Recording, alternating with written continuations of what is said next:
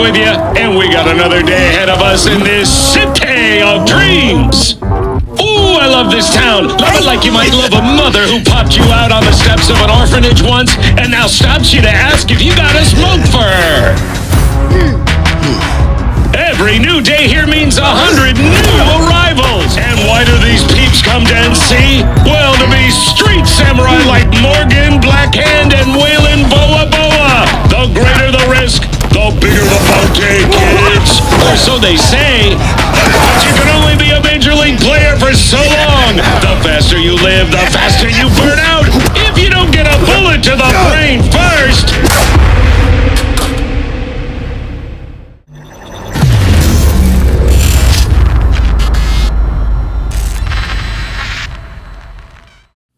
Hello everyone, Ogre27 Kane here today, and we're going to do a quick preview, if you will, of Cyberpunk 2077 for the Nintendo Switch 2. That's right, Nintendo Switch 2. Let's do a brief overview and figure out what this video is all about. So as you can see here, this is my first Nintendo Switch 2 game, and it really shows off the power of the Switch 2. This little beast of a powerhouse is truly amazing and a massive upgrade over the Switch 1. Anyone who's telling you not to get this console has no idea what they're talking about. I highly recommend it. And this giant open world game is played absolutely flawlessly on this console. There are a few little minor hiccups here and there, but considering what it's got, let's start with the gameplay. So this game is a massive open world RPG/adventure game. It takes place in a futuristic sci-fi setting, very much like Blade Runner, and deals with cyborgs and other crazy humanoid types and upgrading body parts and all kinds of the good stuff. The really cool part about this is the world itself really doesn't feel hemmed in or closed up at any point, and it really does just let you go off and wander around and do whatever you want. Not only do you have traditional handgun combat as well as melee weapons, but you also have cars, which are really cool. I love being able to travel around and enjoy the city and just cruise and do whatever I want.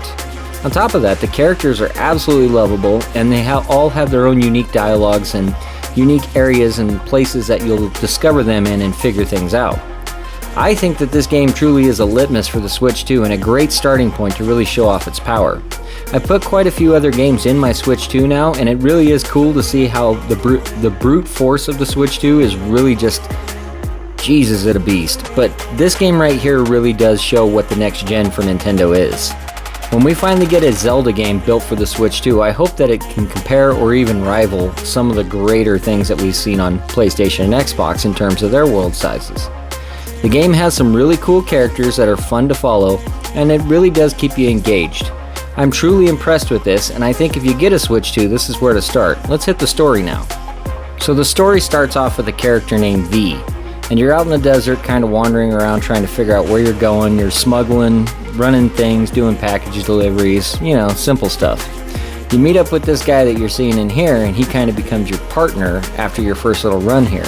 He shows you the ropes and teaches you all about Night City, and I'm not going to spoil too much, but something really terrible happens that kind of made me super sad early on in the game.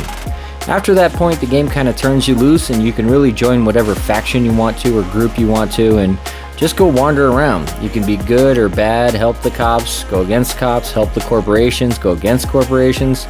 The game really does have a ton of freedom, and it allows you to build your own story the way you want to. Yes, there are certain structures to those stories, but they're pretty open and they allow you to basically do whatever you want. So let's hit combat. So the combat in this game is what you'd expect from a first-person shooter, but it does have its own variation. Not only do you have your gun combat and your sword and melee combat, but you also have these cybernetics, these implants that you can put in your arms to grow blades or use super powerful fists or hack into other cyberware or hack into people or systems. The game really does give you a lot of different opportunities to change up how you want to go about each battle. If you want to be just a brute who goes in head first, you absolutely can. If you want to use stealth, if you want to hack things, you want to be a genius, the game gives you a lot of different opportunities to do the same thing in any different way you want. I love this because it allows you to build not only the combat to the game that you want to play, but build around that story and put your character into that. It allows for a good role-playing type experience, if you know what I mean. So let's hit controls and audio. So just to be brief about the controls, they are basically what you'd expect from a first-person shooter, and they work extremely well. They're very, very sensitive, and you can adjust anything you want to. I love the controls and have no issues here whatsoever. But to hit on the audio is superb, and the Switch 2 really does have great power. So let's show some of that off.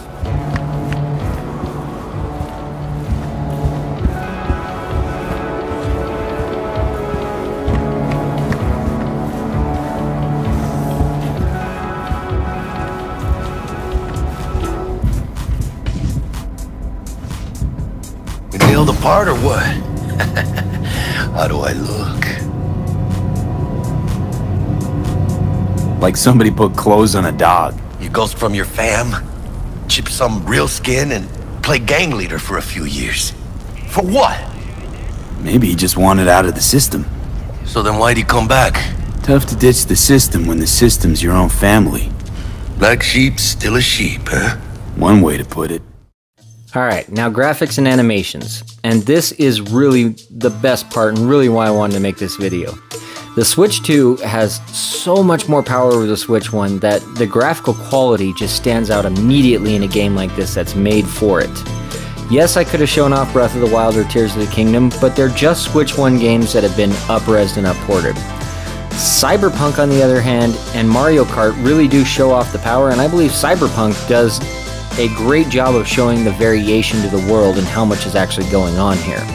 The characters, the mannerisms, the way they move, the way they talk, the way they act, the graphical quality is such a huge upgrade that if nothing else, I'm hoping within the next year or two we start to see some games that really do rival the PlayStation and Xbox. I think Nintendo is onto something here, and we're gonna really just start seeing diminishing returns after this. There's not much better that they can do, so let's hit conclusion. So in conclusion, if you get a Switch 2, I highly recommend Cyberpunk. Not only do I believe it's the best game on the console currently and just showing off the graphical power, but I also believe that it is the best game on the console as far as playability goes.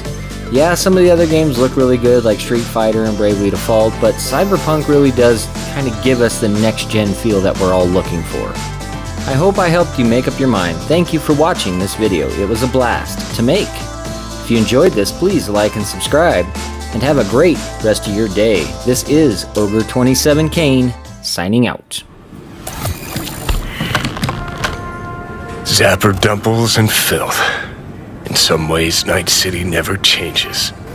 Arasaka's still a despotic machine and the world's on a collision course with chaos. But hey, at least Rogue's still alive. You know, you got some nerve. First you had to kill me, now you want to be my pal. Make like nothing happened.